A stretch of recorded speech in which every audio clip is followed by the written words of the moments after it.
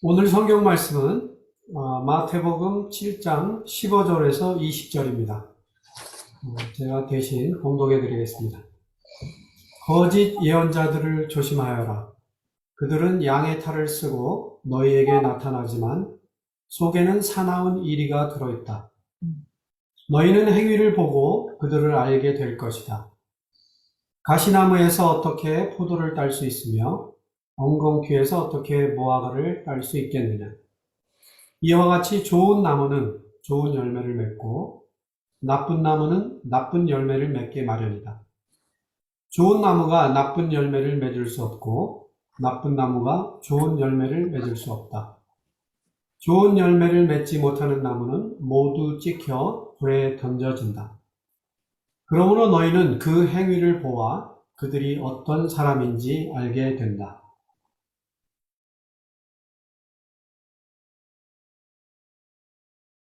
안녕하세요. 저는 이제 오늘 그 담화 내용이 교회 안에 들어온 기복신앙과 미신 행위입니다. 이제 제가 그 교회 제대권 교회를 다니면서 이게 왜 미신 이런 말은 정말 성경에 있는 말인가 이런 그런 의구심이 많이 들었던 것이 있었기에 제가 오늘 이렇게 이 내용을 가지고 담화를 하려고 합니다. 저는 수원에서 제도권 교회를 12년 정도 다녔습니다. 첫 번째 교회는 1년 정도 다녔는데 목회자는 설교 시간이나 성도들과 교제할 때도 미신인지 기복신앙인지 믿음인지 구분이 안 가는 이야기를 많이 했습니다. 두 번째 교회는 11년 정도 다녔는데 교인들은 저를 포함해서 맹신자들만 남아 있었습니다. 좀 깨어있는 교인들은 이 교회가 아마 이단이 아닌가 이런 생각을 많이 했던 것 같습니다. 제가 그 당시에는 그걸 깨닫지 못했는데 제가 이제 제독권 교회를 그만두면서 돌아보니까 아마 그 사람들이 제가 다녔던 교회를 그런 식으로 좀 많이 이렇게 평가를 했던 것 같습니다.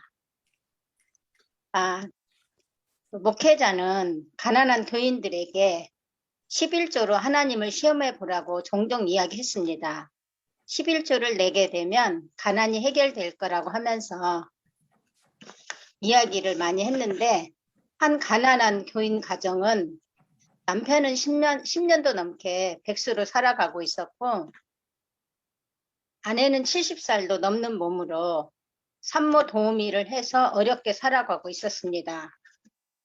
상식적으로 생각해도 로또를 맞아서 대박이 나지 않는 이상 70도 넘는 여인이 혼자 벌어서 생활하기도 어려운 형편에 11조를 낸다고 가난이 해결된다는 말은 저는 사기라고 생각합니다.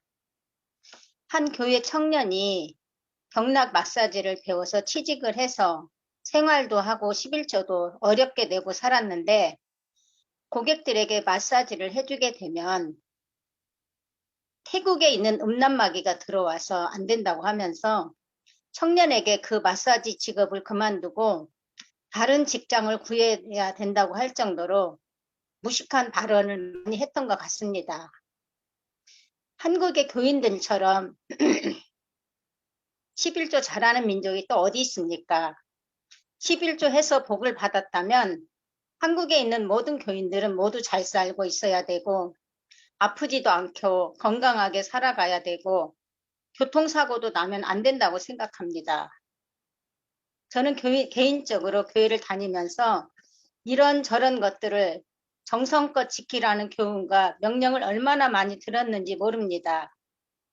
예배당에 갈 때 정성을 다하라. 예배 드릴 때 정성을 다하라. 헌금 드릴 때도 정성을 다하라. 기도할 때도 정성을 다하라. 그래야 하나님께서 들어주신다. 그래서 저는 기도가 응답되지 않으면 내 정성이 부족했기 때문이라고 생각을 했습니다. 저는 정성을 다하고 열심히 교회 중심으로 살아가면 하나님께서 감동하셔서 기도도 응답된다고 믿었습니다. 참으로 지금 생각하면 어리석었던 시절이었던 것 같습니다. 그러나 이러한 가르침과 교훈은 우리 민족의 토속신앙과 무속신앙이 배어 있다고 합니다. 이것들은 모두 재앙을 피하고 복을 얻고 싶은 인간의 본능을 악용하는 것들이고 기복신앙입니다. 그럼 이제는 교회 안에 미신이 정말 사라졌을까요? 아마도 더욱 교묘하게 미신도 진화됐거나 세련되게 변했을 거라고 생각합니다. 세상에서 살 동안 아프지 않고 재미있게 신앙생활하면서 하나님 복을 받아 행복하게 사는 거, 이건 교인들의 욕구를 확실하게 꿰뚫고 있는 일부 목사들은 매우 세련된 설교와 다양한 교회 프로그램 속에 자연스럽게 미신적인 요소들을 말씀과 배합하여 똑똑하고 맹신적인 교인들을 미혹시킨다고 봅니다. 오늘날 예배당 미신에 빠진 일부 목사들은 교인들의 삶을 개혁하라고 가르치지는 않고 코로나 팬데믹 시대에도 방역수칙 위반으로 건물이 폐쇄된 교회가 서울 도심에서 야외 예배를 강행하고 종교 탄압이라고 날리고 선량한 시민들의 생명을 위협하고 하는 등 기독교가 오히려 모범을 보여야 하는데도 불구하고 이런 이역적인 행동으로 인해서 앞으로 우리는 전도하는데 많은 어려움이 있을 것입니다. 입시철만 되면 교회에 100일 기도를 하기 위해 교회를 찾고 있고 솔로몬이 받은 축복을 기대하면서 1000번째 헌금을 작정하기도 하고 매일 밤 장독대에다 정화수를 떠놓고 치성을 드렸다는 우리 옛날 어르신들과 같은 토속신앙과 다를 것이 없다고 봅니다. 우리는 이제 정신 바짝 차려야 할 때입니다. 일부 목회자는 아직도 하나님의 나라에 대하여 복음을 전하는 것이 아니고 자신의 존재를 가르치고 미신을 가르칩니다. 목사는 주의 종이다. 목사가 시키는 대로 하는 것이 곧 하나님의 뜻이다. 목사는 하나님과 사람 사이에 복을 주기도 하고 계시를 전달해 주기도 하는 중보자 역할을 한다고 이런 미신을 가르칩니다. 참으로 안타까운 현실이 아닐 수 없습니다.